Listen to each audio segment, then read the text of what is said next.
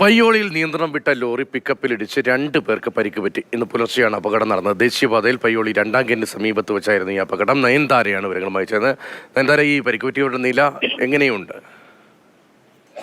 രതീഷ്, ഇന്ന് പുലർച്ചെ ഒരു 6 മണിയോട് കൂടിയാണ് ഈ അപകടം സംഭവിക്കുന്നത്.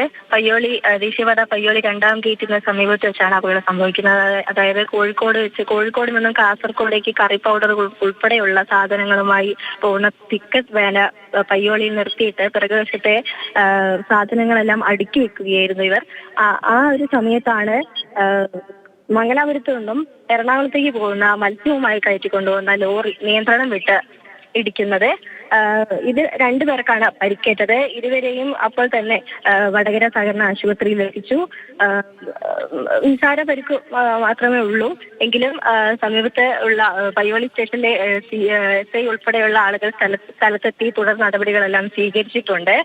ഡ്രൈവർ, അതായത് ലോറിയുടെ ഡ്രൈവർ ഉറങ്ങിപ്പോയതാണ് അപകട കാരണമെന്നാണ് പറയുന്നത്. രതീഷ്, ശരി, വാഹന അപകടം പുലർച്ചെയാണ് ഉണ്ടായത്. നയൻതാരയാണ് ആ വിവരങ്ങൾ കോഴിക്കോട്ട് നിന്ന് നൽകിയത്.